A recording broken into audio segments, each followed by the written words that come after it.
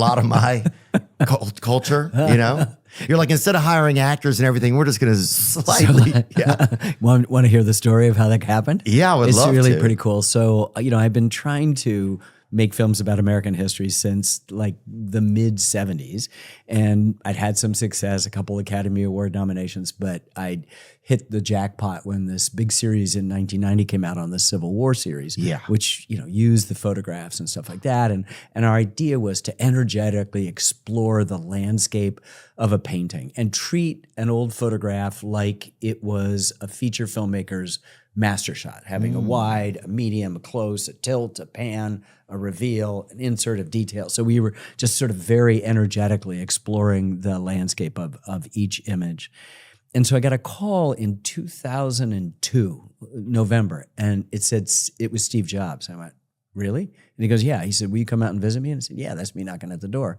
So a few weeks later, in December of 2002, I'm in a room with him. We're talking, and he brings in a couple of pretty nervous engineers. Yeah, and and I'm a Luddite, and particularly you're a Luddite. Yeah, meaning I'm not a big computer person. It represents a group in England in the 19th century who were opposed to technological changes. And so... Okay, so Mennonite, Luddite, Amish, similar. Well, not quite. It wasn't religious as much as it was a kind of a social... Anyway. Okay, so Amish without the dairy, kind of. That's right.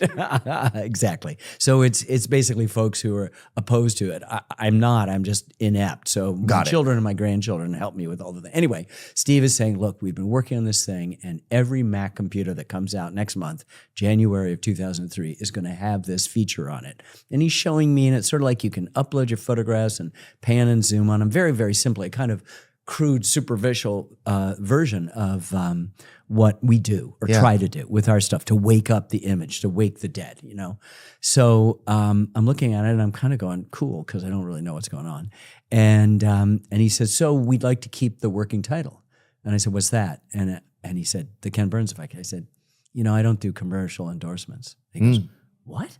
And the engineers kind of blanch. And I'd known a little bit that he had a temper. He never showed it to me. But we went back to his office. And after an hour, I worked out agreement that he could use it, but I'd... yeah, I heard he had a temper too. I heard his iPhone always had a cracked screen.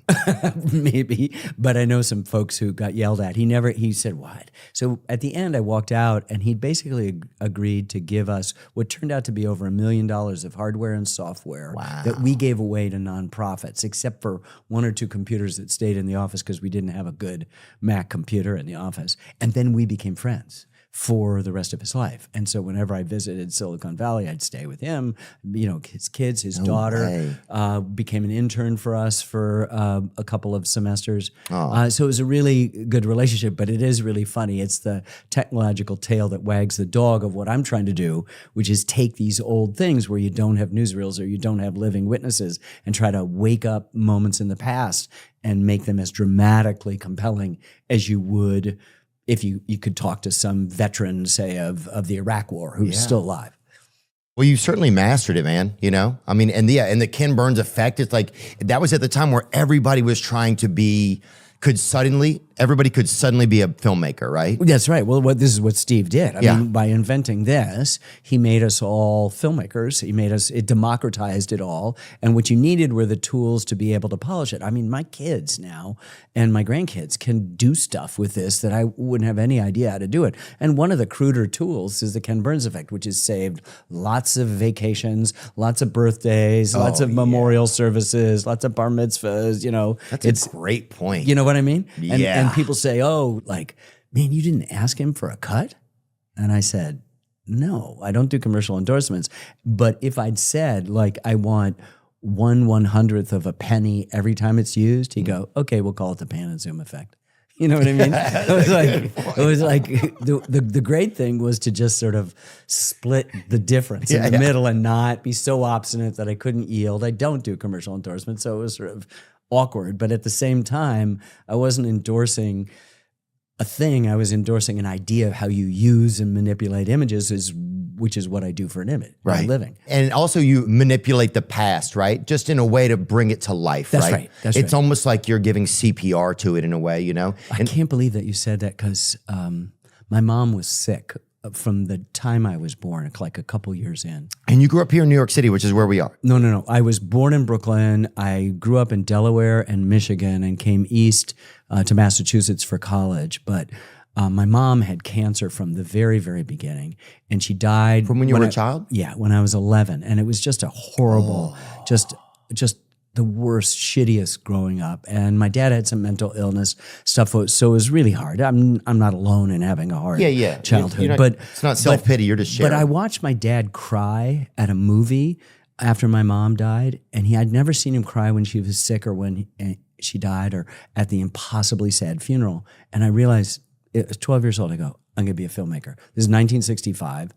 This is, a long time ago, 60 years ago. A great time. It's way too long to be without a mom. But I said, that meant I'd be John Ford or Alfred Hitchcock, Hollywood directors and stuff like that. And then I went to Hampshire College in Amherst, Massachusetts, and they were all documentary still photographers and filmmakers that reminded me that there's as much drama in what is and what was as anything the human imagination. So I'm a documentary filmmaker. By 22, I'm making films in history, and I've been doing that for 50 years. So I had a crisis, going through a crisis. My late father-in-law was an eminent psychologist, and I said to him one night, I said, I seem to be keeping my mom alive. And he goes, yeah, I bet you blew out your candles on your birthday wishing she'd come back. I go, how'd you know? And then he named 2 or 3 other things that only I knew, really intimate stuff. Because that's how children like that operate? Yes, and it's just, what grief does and what the inability to express it when you're 11 years old or when you're 2 years old and realize there's never a moment when there's not a sword of Damocles hanging over your head that's going to ruin everything. So I said, what do you mean? And he goes, well, look what you do for a living. You wake the dead. You make Jackie Robinson and Abraham Lincoln come alive.